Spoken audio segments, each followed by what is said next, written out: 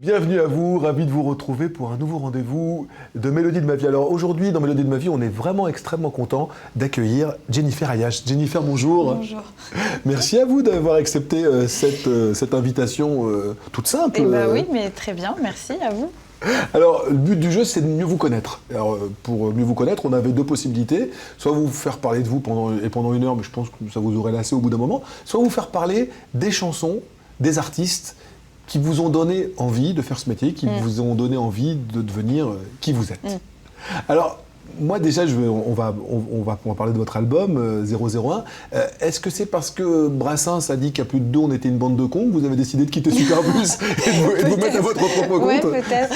Non, c'est parce que voilà, je pense que c'est un peu le cliché du groupe. À un moment donné, quand ça fait 15 ans qu'on est enfermé dans notre bulle, on a juste besoin de prendre l'air 5 minutes. Donc je pense que cet album, il m'a servi à ça, à juste me sentir un peu plus libre de mes mouvements, un petit peu. Non mais là en plus c'est même pas une évolution, c'est une révolution. Oui. Vous êtes seul, vous écrivez tout, mais ça vous avez toujours écrit tout, mais en plus vous chantez en français. Ouais, mais j'ai toujours chanté en français et c'est pas une grande différence dans la façon de le faire. Après, c'est plus psychologiquement où je me dis je n'ai pas à demander l'avis de l'un ou l'autre et c'est vrai que du coup je me sens un petit peu plus mettre à bord des décisions. Mais après, dans la façon de le fabriquer, ça change pas tellement en fait. J'ai toujours écrit les chansons, donc. La première fois que vous êtes montée seule sur scène, avec donc ce nouveau costume de chanteuse toute seule, ils vous ont pas un peu manqué les copains? Si, parce que c'est vrai qu'on est habitué et voilà, chacun a sa place. Donc sur scène, on a nos réflexes de se regarder, de savoir quand l'un et l'autre va bien ou pas. Et là, c'est vrai que c'était très nouveau et en plus, ils étaient dans la salle quand j'ai joué pour la première fois mon album. Donc c'est vrai que c'était très, il y avait une espèce d'émotion un peu particulière, mais c'est bien parce que voilà, faut essayer des choses, donc c'est naturel, je pense. Alors, ce qu'on sait, Jennifer, de vous, c'est que vous écrivez vos propres chansons. On sait moins que vous écrivez aussi pour les autres. On sait moins que vous avez bossé pour Christophe Willem, que vous avez bossé pour la comédie musicale Dracula. Vous avez fait d'ailleurs le morceau qui a marché dans cette comédie musicale. Il n'y en a pas eu beaucoup qui ont marché. Et les mots, ça a un vrai sens pour vous? C'est important pour vous, les mots? Oui, les mots, mais je suis surtout une vraie fan de production. Donc c'est vrai que d'être en studio et de m'amuser avec du son, des instruments, voilà, de créer des ambiances, c'est ce qui me plaît le plus. Après, les mots, je m'en sers comme d'un instrument aussi. Il faut, surtout en français, il faut que ça arrive à sonner, il faut que ça arrive à être fluide. Et c'est vrai que c'est assez compliqué parce qu'on n'a pas une langue qui est faite vraiment pour la pop. Vous pensez vraiment qu'elle ne swing pas, cette langue? C'est dur de la faire swinger, justement. Vous y arrivez très bien dans ce dernier album. J'essaye, mais c'est vrai que j'ai vraiment toujours écouté beaucoup de choses anglo-saxonnes et c'est vrai que les artistes français, on cite toujours les mêmes finalement. Ça a toujours été Gainsbourg, Souchon et ce genre d'écriture-là qui fait que la pop française devient crédible et intéressante. Mais c'est vrai que c'est compliqué de renouveler ça. C'est tout un art. Et Jennifer, vous allez me dire si mes petites fiches sont bien documentées ou pas. Enfin, je les ai faites moi-même en même temps, donc voilà, avec mes mains. À 9 ans, vous commencez à jouer de la batterie. Oui, ça tout à fait. Donc j'ai bon là jusqu'à là. Ouais, c'est bon. Sur le plateau des nuls d'émission, où j'allais très souvent parce que j'accompagnais ma mère de temps en temps quand j'avais pas école. Donc voilà, et je me suis retrouvée à faire des espèces de jam avec Status Quo. Ah oui, non, mais voilà, c'est pour ça que je réalise maintenant, mais c'est vrai que vers 9-10 ans, je faisais des choses que les enfants, normalement, ne font pas. Vous êtes en train de nous dire que c'est le batteur de Status Quo qui vous a donné quelques cours de batterie? Il m'a montré 2-3 petites choses, et puis il y avait le batteur des nuls d'émission qui s'appelait Jean-Louis et qui m'a vraiment appris des tas de choses à la batterie. Ouais. Vous vous rendiez compte à l'époque, en participant à ce genre d'émission et en fréquentant ce genre de personnage, d'avoir la vie d'une enfant qui n'était pas la vie de Mademoiselle Tout-le-Monde? Non, mais je ne me rendais pas compte. Pour moi, c'était ma vie. Voilà, donc j'en faisais profiter mes copains d'école. Le samedi, c'était notre terrain de jeu, quoi. On allait au nul l'émission et puis on s'amusait avec les instruments, on voyait les costumes, j'ai essayé les perruques, les maquillages, tout ça. Donc c'est vrai que j'ai grandi là, quoi. Et quand votre maman vous a vu devenir de plus en plus artiste et voir que ces cours de batterie prenaient de plus en plus corps en vous et que vous aviez vraiment envie d'en faire votre métier, elle l'a pris comment? Parce que tout parent redoute de voir son gosse se lancer dans une carrière aussi incertaine. Ben, en fait, ça s'est pas vraiment décidé d'un coup en disant « Ah, bah, aujourd'hui, ça y est, maman, je pars faire de la musique ». Non, ça a été petit à petit. J'ai écrit mes premières chansons vers 13-14 ans en rentrant d'un séjour aux États-Unis où j'avais passé quelques mois.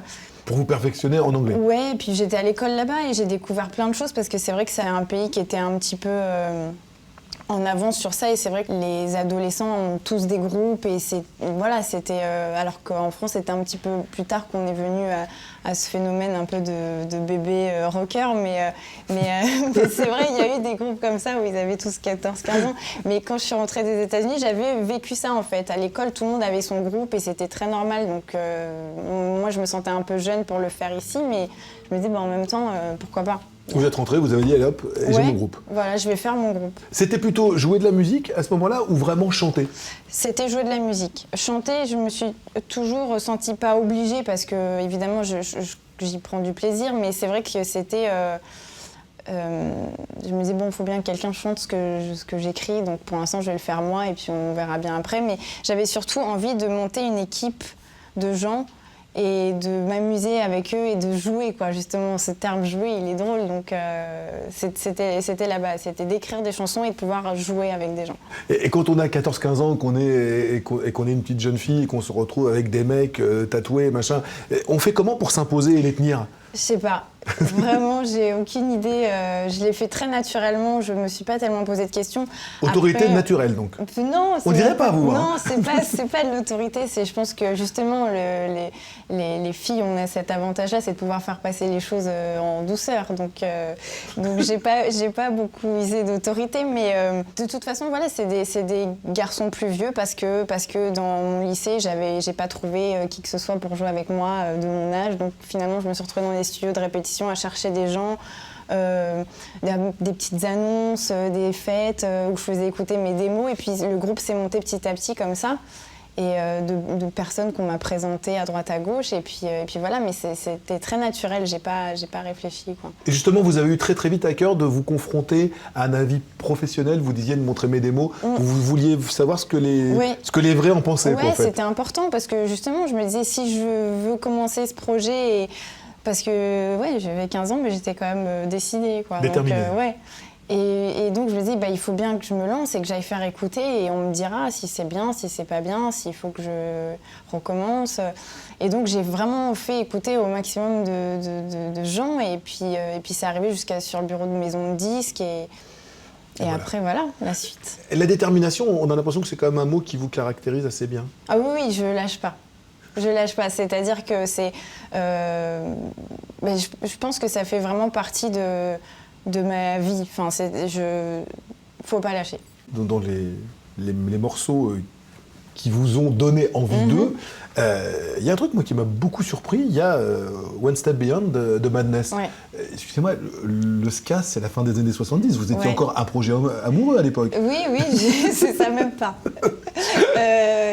Non, mais c'est en découvrant justement des groupes comme ça qui sont un peu le haut de l'iceberg, des groupes comme No Doubt, et après on redescend et puis on se rend compte ce qu'ils ont écouté, ce qui les a influencés, tout ça. Et donc j'ai découvert une autre scène qui était plus ancienne et où j'étais pas née. Et j'ai découvert les Specials, Madness, les Selecteurs, toute une scène ska comme ça qui me parlait beaucoup. Et c'est mes premiers séjours à Londres où j'étais adolescente et je commençais à aller acheter les pirates de groupes de ska et tout ça. Donc j'ai eu ma période comme ça. Quand les premiers albums de Superbus un peu barrés ont commencé à marcher, qu'est-ce que ça a changé? Vous étiez très jeune. Ouais. Qu'est-ce que ça a changé à votre vie et comment vous avez supporté cette soudaine notoriété?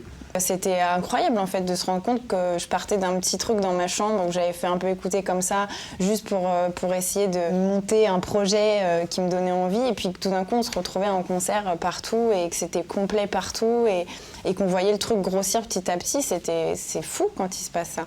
et qu'on a 17 ans. En plus, vous avez eu, et c'est tout à votre honneur, on a su bien après que vous étiez la fille de Chantal Lobby. On a surtout découvert la chanteuse de Superbus. Jamais vous n'avez joué sur cette filiation? Non, parce que j'avais vraiment envie d'y arriver par moi-même sans avoir cette carte-là. Même si j'imagine que les gens à l'intérieur le savaient, c'était pas mon but premier d'afficher ça, non. Vous vous souvenez de la première fois que vous vous êtes écouté à la radio? Oui, tout à fait. C'était chez ma mère, justement, et c'était la radio rock de France, WFM, et qui passait notre tout premier single qui s'appelait Chikumba. Et je me rappelle avoir sauté partout, appelé tout le monde, et dire « Ah, on est à la radio, c'est incroyable !» Donc c'est vrai que ça a fait quelque chose quand même. Jennifer, c'était un vrai plaisir de vous rencontrer. Plaisir partagé. On connaît vos chansons, on vous entend rarement vous raconter. Vous êtes plutôt extrêmement pudique. Très, trop, mais bon, c'est comme ça. En tout cas, quand vous acceptez de parler, c'est super intéressant, c'est super agréable. Merci beaucoup. On vous souhaite plein de bonnes choses. Merci. Je sais que vous êtes en période d'écriture, alors Oui, bientôt un nouvel album. Sûrement, oui. Flamboyant comme le précédent, et plein de bonnes choses pour vous. Merci beaucoup. Merci à vous, au revoir.